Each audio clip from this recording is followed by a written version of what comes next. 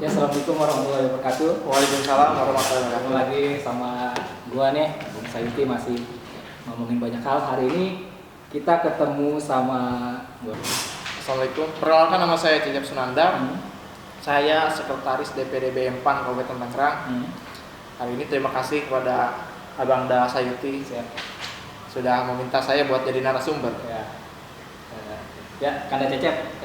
Dulu tuh gua kenal sekitar tahun 2017 atau 2018, Ya. masih jadi aktif, jadi mahasiswa. Aktivis kuliah S1 di Ya.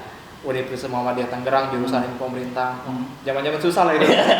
Bisa enggak kan, ada kalau orang-orang teman-teman tuh cerita tentang Kanda Cecep tuh ada cerita-cerita menarik terkait perjalanan, ya waktu kecil melakukan apa seperti itu. Bisa ceritain Kanda sampai jadi aktivis lah. Jadi saya cerita sedikit. Oke. Saya pribadi lahir dari keluarga biasa. Katakan udah punya lah. Saya rumah saya 3 raksa. Almarhum bapak saya tukang ojek, ibu saya itu pembantu rumah tangga. Jadi tahapannya sangat panjang. Oke. Saya pernah hampir putus sekolah di kelas 2 SMK, pernah jadi karyawan setim, pernah jadi tukang semir sepatu, pernah jadi tukang cuci mobil di Pemda tuh yang sekarang kalau saya ke sono Oh, ini tempat gua. kayak gitu. Ya banyak lah, suka duka lah. Apa yang memacu lu tetap bertahan gitu? Oh, gua harus tetap sekolah nih gitu. Iya, karena itulah semangat pengen merubah hidup lah. Oke. Itulah satu lah pertama. Karena berat betul itu kita. Pertama kita kuliah, biaya sendiri. Kedua kita harus ada adik kita kan Betul. yang masih sekolah SMP ke SMA tuh kita biayain. Ya, perlu diperhatikan Ya, ya. belum ada 2 keluarga kita yang sempat putus sekolah, kita yang biayain tuh. Ada 2 keluarga. Ada 2 adik dari ibu lah yang saya biayain tuh. Ya sambil nyari-nyari lah. Nah itu alhamdulillah saya udah melewati fase itu. Pas kuliah selesai dan adik-adik saya sudah selesai semua, sudah punya pekerjaan. Apa hal yang paling menarik selama ya fase-fase itulah, fase-fase menjadi, terutama jadi aktivis gitu, Abang Da kan lumayan aktif waktu jadi mahasiswa gitu. Apa hal yang menarik yang Abang Da bisa ceritain gitu? Jadi perjalanan aktivis saya pertama itu sekitar September 2015. 2015 aja. 15. Waktu itu saya masuk namanya Himpunan Mahasiswa Islam HMI. Itu organisasi paling besar di Indonesia lah. Mungkin semua aktivis kenal lah istilah nama HMI.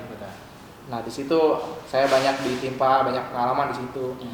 Saya pernah jadi relawan selama 3 tahun di pesisir mengajar. Nggak digaji malah. 3 tahun saya membangun sekolah itu. Dari yang tadinya cuma pakai terpal, sekarang udah punya gedung sendiri. Nah itu loh perjalanan panjang lah dari 3 tahun itu. Bangun bareng teman-teman komunitas yang lain. Ya dapat bantuan non bantuan pemerintah. Sejauh ini swasta semua. Itu akhirnya dari PT Sumi Indokabel, Jembo dan beberapa kampus lah. Pernah bantu juga. Nah itu sih banyak lah. Jadi perjalanannya lumayan panjang, 2015. Lulus tahun berapa? Tahun 2020. 2015 tahun ya. Saya kan lulus SMA tuh 2013. Oke. Itu pernah kuliah 2014. Cuma sampai di semester 4 itu saya mundur. Karena duitnya belum ada waktu itu. Sempat stop dulu kan mungkin sekitar 1 tahun lah, baru saya kuliah lagi di 2016 tuh. Daftarlah di UMT. Lulus 2020 berarti. Nah, 2020. Ya tepat waktu lah. Harusnya tepat waktu nggak mundur. Emang kalau secara umur ya saya lulus di usia 25 tahun. Oke. Ini kan bentar lagi menjelang pilkada lah ya. Iya. Ini udah banyak bertebaran nih baliho-baliho Abang Da para bakal calon gitu. Bagaimana nih pandangan Kanda lah sebagai sekretaris ya? Sekretaris BM-PAN Kabupaten Tangerang seperti itu. Terkait banyaknya baliho-baliho bakal calon nih udah mulai bertebaran. Oke, sebelumnya pertama terkait baliho, sejauh ini BM-PAN belum menentukan sikap. Oke. Karena DPD PAN sendiri sekarang belum ada surat mandat resmi entah itu kandidat calonnya buat siapa.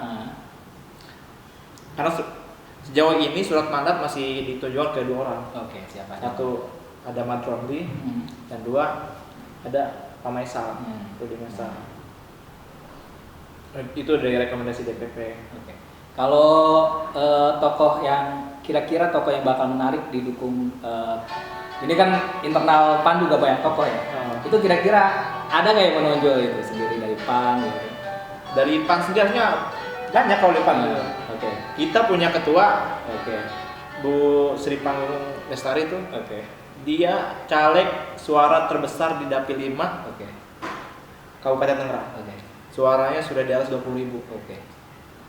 Kita punya sekretaris, calon anggota DPRD provinsi terpilih dengan suara terbesar di provinsi Dapil Tangerang B, itu suaranya hampir 45 ribuan. Oke. Bayangin, kita sudah punya 2 kandidat Modal lah ya. Modal yang besar ya, modal besar gitu ya. Dengan modal 1 PAN 5 kursi. Kita di kabupaten punya 5 kursi, di provinsi kita 2 kursi dan tiga kursi. Jadi Kabupaten Tangerang tuh penuh. Provinsi kita 3 dapil, Tangerang A, Tangerang B, sama Tangerang C diisi. Satu dapil 1 kursi. Nah, Tangerang 5 itu Kabupaten Tangerang itu dari total 6 dapil itu hanya 5 dapil yang kita dapat. Dapil 6 yang hilang kursi. Kalau kriteria sendiri Abang Da, ini kan BEM-PAN, kira-kira kriteria apa sih yang seharusnya dimiliki oleh bakal calon nih kira-kira? Kalau kriteria pertama ya pasti kita pengen kepala daerah yang membangun betul-betul lah. Yang pertama ya sebagai kader PAN, ya kita pengen lah kepala daerah atau wakil itu ya minimal dari PAN juga lah. Itulah yang pertama. Cuma kalau dari PAN yang nggak ada ya, artinya dasar-dasaran perjuangan PAN lah diperjuangin. Apalagi kita ini kan dari BEM PAN, ya kita juga minta diperdayakan juga lah. Terkait ini kan ada yang punya jargon berpengalaman, terus itu kira-kira kalau pada Abang Da tuh gimana tuh terkait jargon yang biasa berpengalaman, terus pernah jadi pejabat di pemerintahan gitu, memandang itu gimana? Kalau saya dari BEM PAN sendiri memandang itu lip sync aja. Gak lucu juga, cuma biasa aja. Iya, belum tentu menang juga. Ya, terkait ini apa dah? Ini kan ada momen besar pilkada kan. Gimana konsolidasi BEM PAN sendiri? Nah, BEM PAN sendiri kita mau bikin agenda nanti bulan depan, bulan Juli, tanggal 16. Apa namanya? Itu konsolidasi 29 DPC. Sama sekalian ini HUT BEM PAN. HUT BEM PAN yang keberapa Bang? Yang ke lupa saya. Kalau ditanya lupa. Oke. Nah, oke, lanjut ya. Harapannya apa nih Abang dari terhadap pilkada Kabupaten Tangerang? Kalau sejauh ini sih harapan kita ya kalau pilkada mah minimal kita punya andil lah. Oke, andil. Berperan lah ya. Berperan di pilkada. Di pilkada. Karena BEM PAN sendiri ini organisasi sayap resmi. Punya basis dari pusat sampai daerah. Dan kita bukan relawan yang bikin coba ada di ini. Oke, terakhir Abang ya. Kira-kira peran apa yang mau dimainkan BEM PAN di pilkada tahun 2024?